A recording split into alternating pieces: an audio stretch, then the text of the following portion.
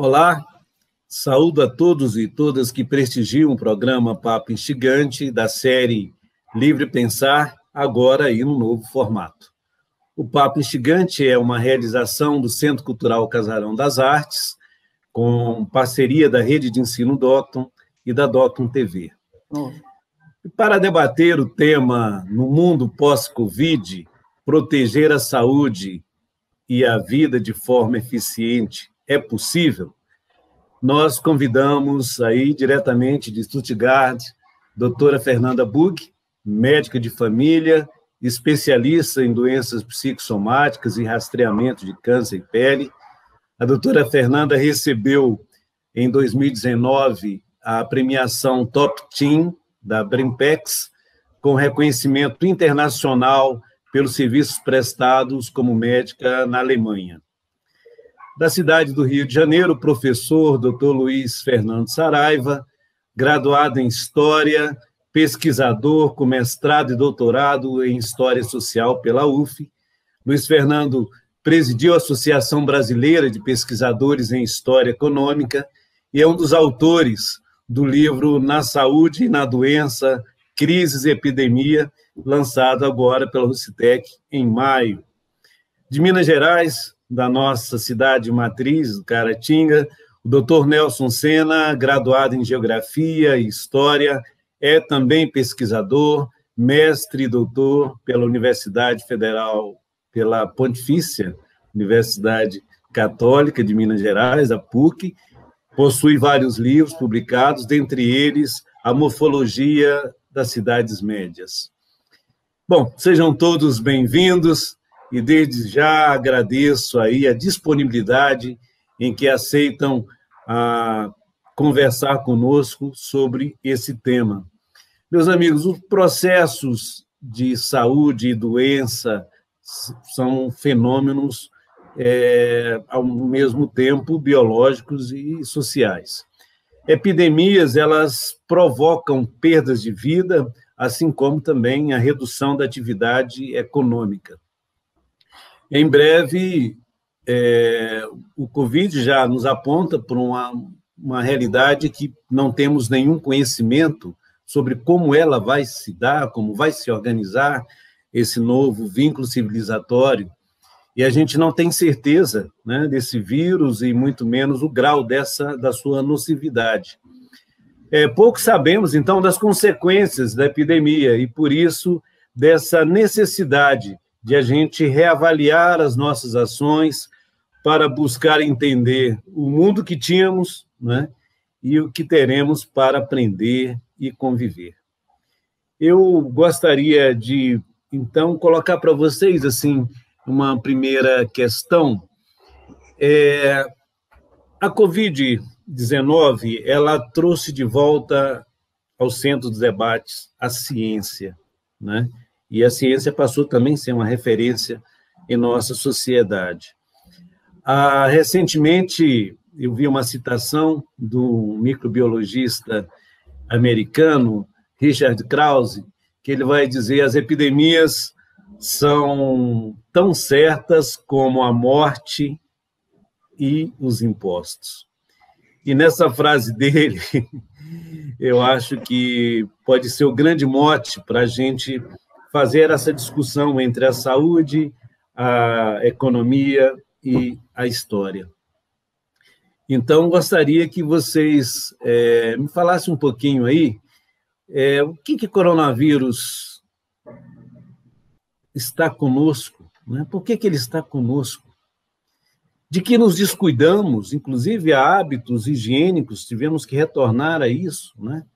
Será que a gente vai continuar, a partir de agora, cada vez mais vulneráveis a novos vírus? O que vocês acham disso?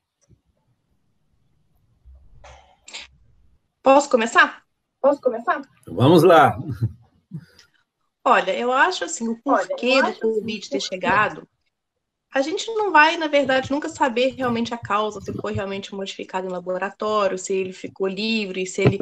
Eu acho que isso é uma discussão que, no momento, não é mais relevante para a gente, para o mundo que a gente está vivendo, né? Eu acho que o relevante agora é como vamos conviver com o vírus, porque não é por causa do lockdown, não é uma coisa que em 3, 4 meses vai sumir da nossa vida, isso vai passar por anos, vai ficar por anos convivendo com a gente.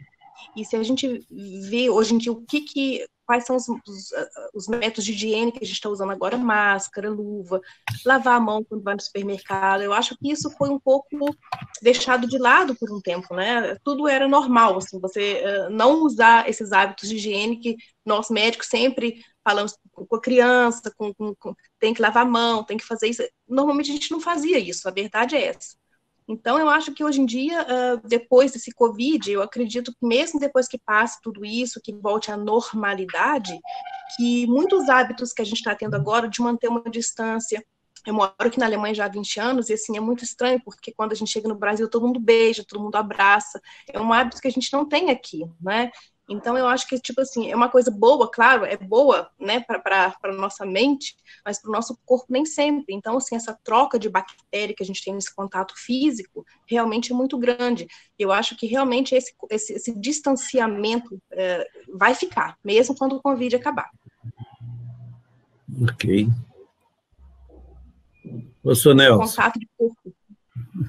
Bom, Obrigado. eu acho que uma coisa importante que tem que ser dita, né, é que essa coisificação da natureza que nós vivemos, né, essa globalização de coisas e não de pessoas, está levando à destruição do meio ambiente, e evidentemente que nós estamos ocupando espaço que não é do ser humano, né? Esse espaço desses animais da natureza que deveriam ser resguardados foi capitalizado pelas grandes empresas. Nós só pensamos na ótica monetária, nós não temos nenhuma empatia com a natureza, nós estamos causando um mal enorme para o planeta. E, evidentemente, que o planeta não suporta essa capitalização absurda que a globalização está propondo.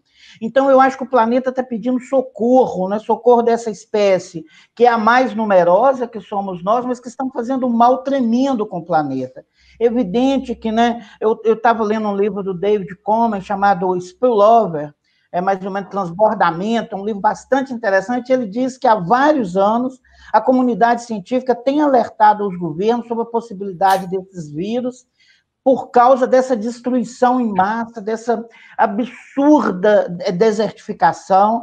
O Brasil é um exemplo disso, com a destruição da Amazônia, e, evidentemente, que esse caos ele surge de uma ação em que nós transformamos as nossas relações em relações comerciais. O que importa hoje é o dinheiro, o que importa é a economia. É um absurdo o que nós fizemos com o ser humano nesse século, na verdade, desde a Revolução Industrial, mas que a globalização levou em escalas absurdas. Né? Então, eu acho que é um pedido de socorro do planeta, tem que nascer uma nova ética.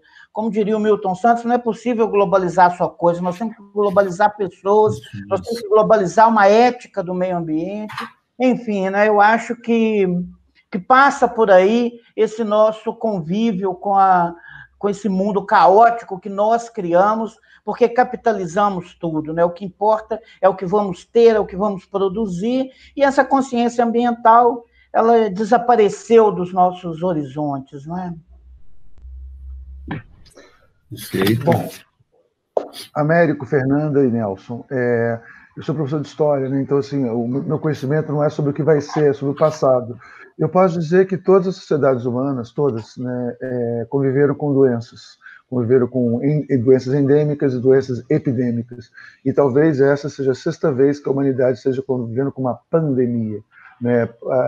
Os historiadores da saúde consideram que o mundo, até esse episódio da Covid-19, nós tínhamos tido 5 grandes pandemias. A peste bubônica, no século XIV, né, com a peste negra, que se espalha pelo mundo inteiro. A varíola, né, 3 mil anos preocupou a humanidade, né, só em 1980 ela foi erradicada pela vacinação em massa. A cólera, né, e ainda a gripe espanhola, né, entre 1918 e 1919, e a gripe suína, H1N1, né, em 2009. E a Fernanda falou uma coisa que é fantástica. A gripe espanhola, a gripe suína em 2009 forçou vários estabelecimentos no Brasil a utilizarem álcool em gel e, né, criou-se uma cultura das pessoas lavarem as mãos constantemente. E eu lembro dos relatos dos médicos dizendo que naquele ano no Brasil diminuiu muito os casos de infecção estomacal, disenteria, quer dizer, que melhorou muito a saúde geral da população por esses novos hábitos de higiene que foram criados, né, por uma parcela da população que aparentemente foram esquecidos 10 anos depois, em 2019, e que hoje estão voltando com força total em 2020. Então, a humanidade sempre conviveu com doenças. Assim, concordo com o professor Nelson que a aceleração da exploração do meio ambiente, a exploração, o aumento da globalização de ideias, mercadorias e pessoas, né, aumenta a circulação de vírus, né, e transmissão de doenças, né, mas a humanidade sempre conviveu. E nessa transmissão acelerada de vírus, de doenças, né, eu simplesmente acho que não existe muita alternativa, né, os mais pobres vão sofrer, né, a ciência vai dar resposta, algumas pessoas vão duvidar dessas respostas vão demorar a ser efetivas, entre mortos e feridos, não vão salvar todas as pessoas. Muito bem. Doutora Fernanda, nós entendemos que a pandemia não é um fenômeno de curta duração e nem algo que se trata rapidamente, né? Verificou-se aí na Alemanha uma maior aplicação aos testes da Covid-19 e permitindo aí um monitoramento com mais precisão, né, dos avanços da doença. Porém, na última semana, temos informação que a taxa de contágio vem registrando um aumento. Ainda que tenha havido o monitoramento, há alguma relação entre o aumento da taxa de contágio com o afrouxamento das regras de distanciamento? Com certeza, com certeza. Claro, você tem mais contato, tem mais contágio. E essa taxa de aumento que teve semana passada foi um abatedouro aqui na Alemanha, no meio da Alemanha. Foi uma fábrica, né? Esse abatedouro tem 1.600 funcionários e 600 deles foram contaminados. Nossa. Então, assim, hoje em dia, a política aqui da Alemanha, assim, de isolamento social e tudo mais, foi bem eficiente essa dinâmica.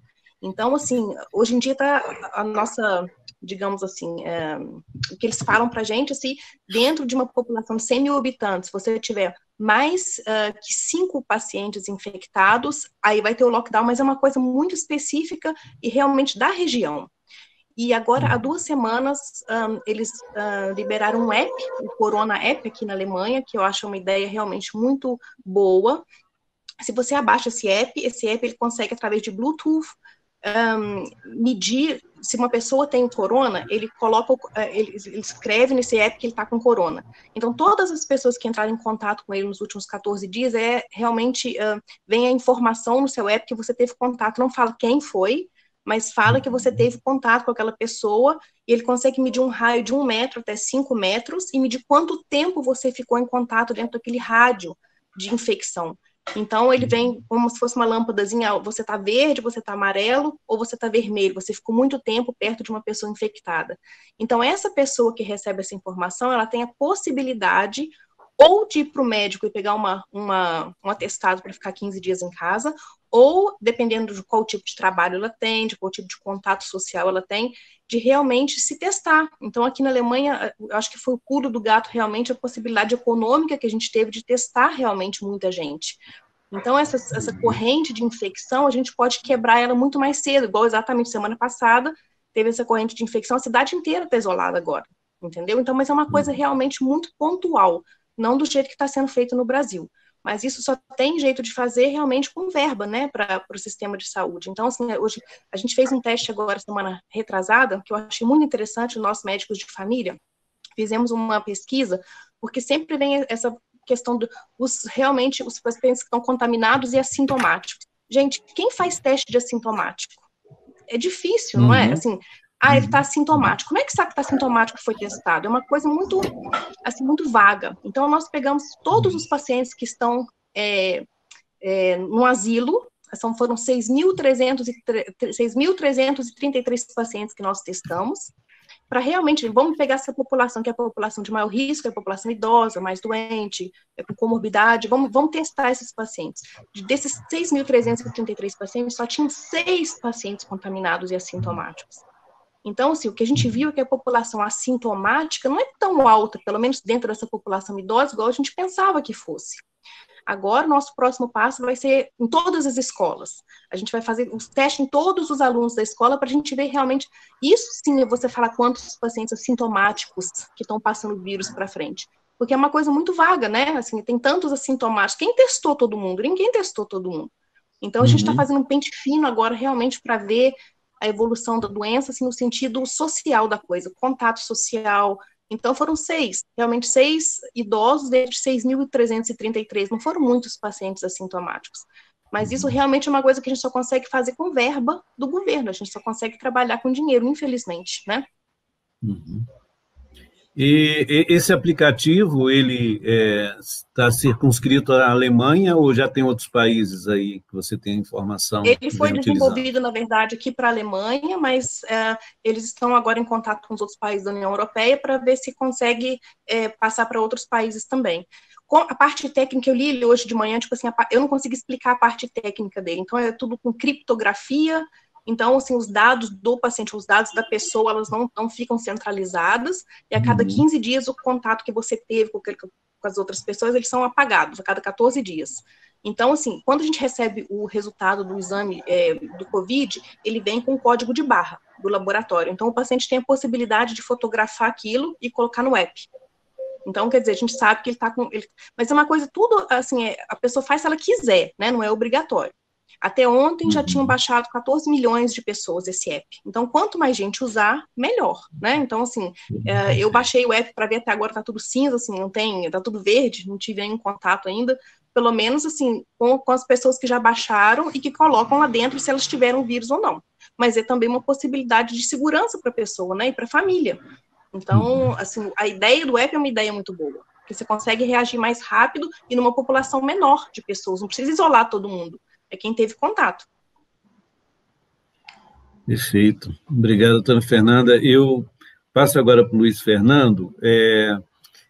Nesse período aí de quarentena, você, Luiz Fernando, juntamente com a professora Rita Almico e o professor James Goodwin, vocês são organizadores e também autores do livro Na Saúde e na Doença, né? História, Crise e Epidemias, uma reflexão da história econômica na época do Covid-19.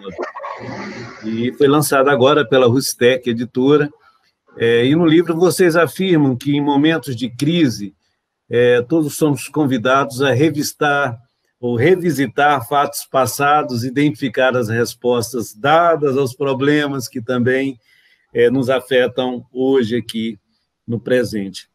Em particular, no seu artigo, O Fim do Tráfico, O Fim do Mundo e o Início de Outro, você fez uma relação entre a epidemia da época da febre amarela, como você citou, com o fim do tráfico de escravos. Bom, decorreram 170 anos, e quais os pontos que você percebe que nos liga hoje ao Covid-19? Oi, Américo. Primeiro, assim, eu acho importante falar, o livro é uma ideia, não especialistas, nós não somos historiadores da saúde, não somos médicos, né, não somos enfermeiros, a gente não trabalha na linha de frente salvando vidas, a gente estava rigorosamente em isolamento social, a maioria dos autores, né, e torcendo silenciosamente, às vezes barulhentamente, pelas pessoas que estavam na linha de frente. Então, a gente fez a ideia de um livro das nossas reflexões, porque em casa a gente pensa, e pensa, e pensa, e pensa, e pensa, e pensa, e a única coisa que a gente consegue fazer é pensar, e aí várias pessoas estavam paralisadas, então a ideia era fazer um livro colocando as nossas reflexões, e a ideia é um livro gratuito, tá? É um e-book digital, pode ser baixado no site do Citec, e só com textos rápidos. A gente fez questão de escrever textos que não tivessem muito aquele academicismo das notas, referências bibliográficas, a linguagem polada.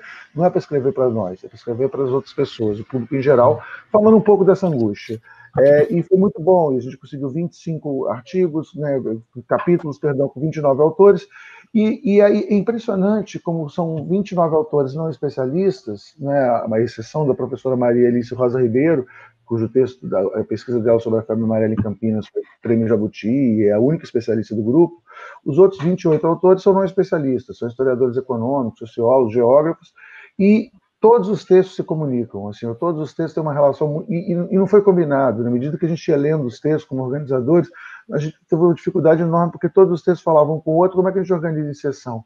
Então, por exemplo, coisas comuns em todas as epidemias, né? A inação do governo. A Fernanda falou há pouco tempo agora que a Alemanha teve dinheiro, né, para poder realizar todos os testes. Eu acrescentaria que além de dinheiro teve vontade política. Em todas as crises de saúde ou econômicas, né, você tem uma questão da ação política, da vontade política do governo, né, de imprimir moedas se for necessário para salvar vidas, ou então de tomar decisões para poder salvar vidas. E às vezes as decisões equivocadas acabam condenando, né, e provocando mais mortes, não salvando vidas.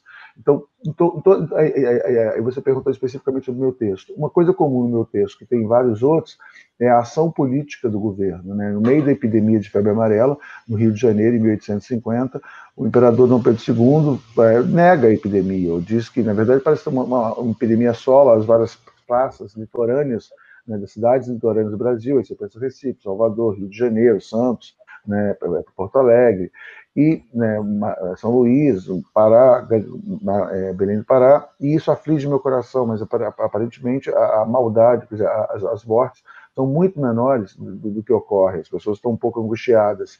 Ele não falou gripezinha porque era febre amarela, mas tentando minimizar um pouco, né, essa coisa.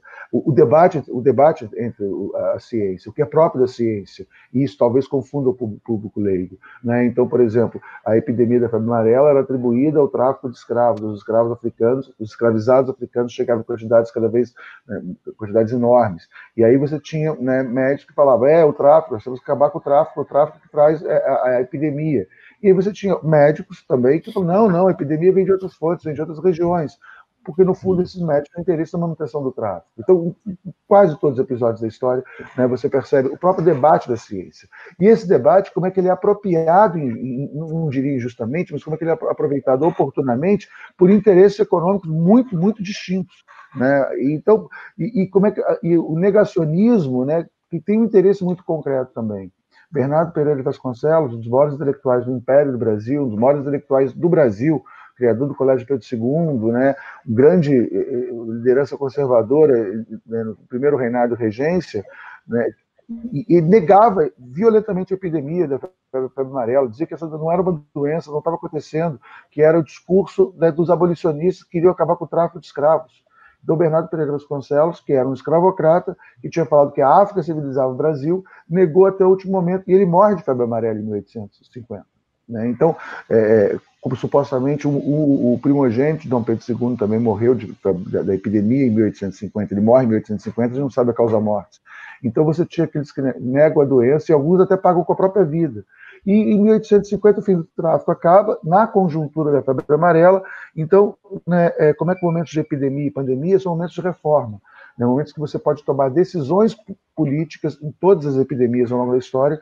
São momentos onde, no primeiro momento, o poder público é impactado, ou reage bem ou reage mal, a depender das circunstâncias, o debate dos cientistas, né, os oportunistas de plantão que vão negar a doença ou vão afirmar a doença a seu bel prazer, e as decisões políticas tomadas para o futuro.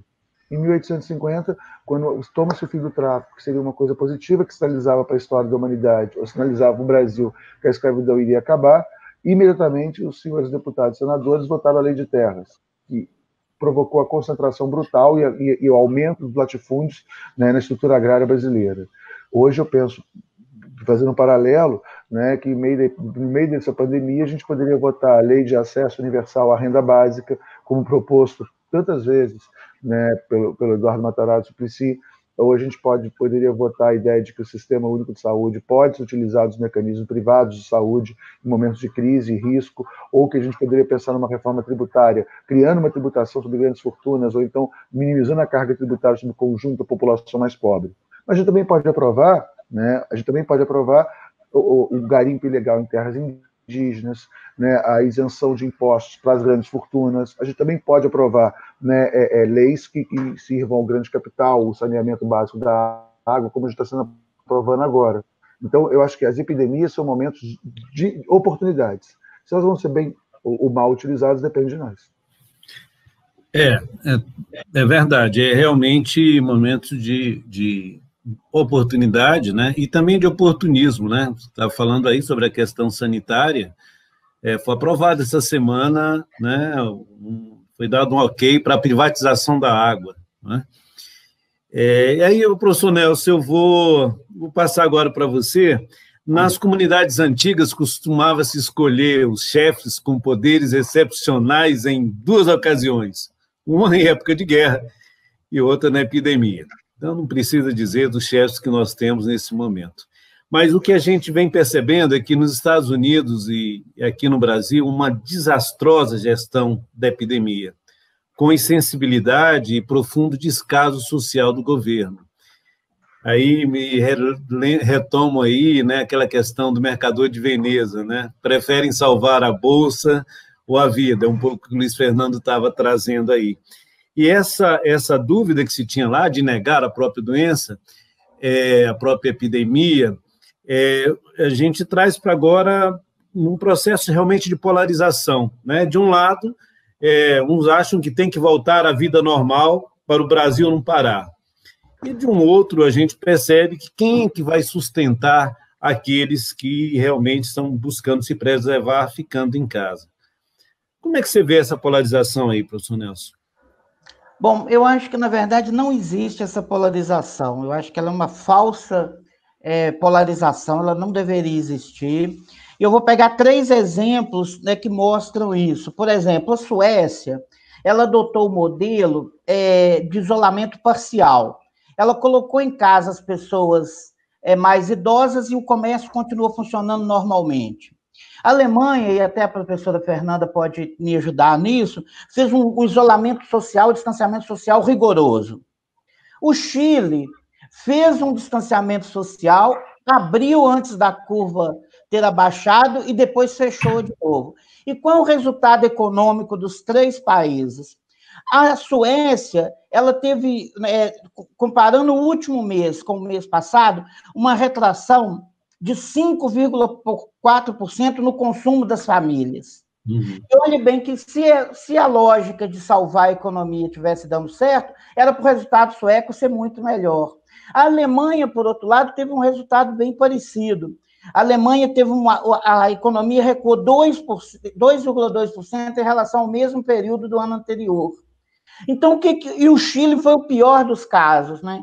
Então, fechou, abriu e fechou de novo, que é o caso que parece estar acontecendo no Brasil. Caratinga, por exemplo, foi isso, explodia nos casos nos últimos dias, que não existe essa dualidade de ou a economia ou a saúde. Não é? O Estado tem que salvar a vida. Eu volto no meu raciocínio inicial. Esse neoliberalismo absurdo que a gente está vivendo, né, de que você tem que a economia é a prioridade, aí passa o mercado está nervoso. Olha, quem tem que ficar nervoso são as pessoas, né? Não o mercado. Criou-se uma ideia, e aí o que mais engraçado é que essas empresas estão recorrendo ao Estado para serem salvas.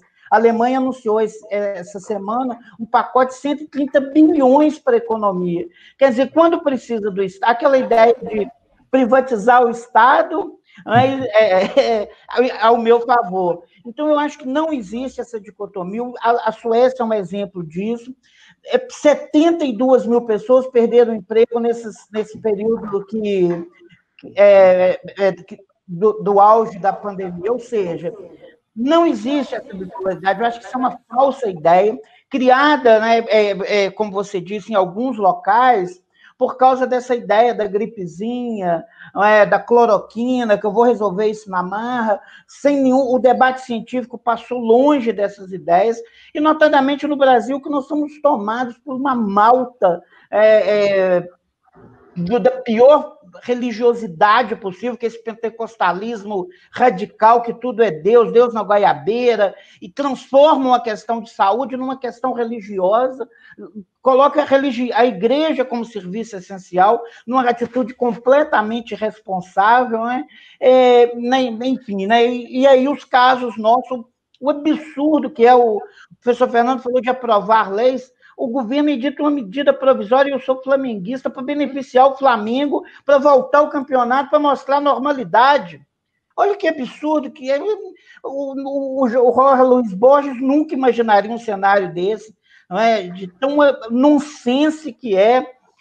Mas, enfim, né? Então, eu acho que o Estado tem que salvar vidas, é a prioridade dele. Igual ele salva o banqueiro quando está quebrando, igual perdoa a dívida da bancada ruralista, não sei quantos bilhões, e quando tem que aprovar um auxílio emergencial, é o neoliberalismo, é cada um por si, ou seja, né? O Estado, desde sempre, refém de grupos políticos, recorrente na nossa história, como o Fernando colocou, desde épocas imemoriais.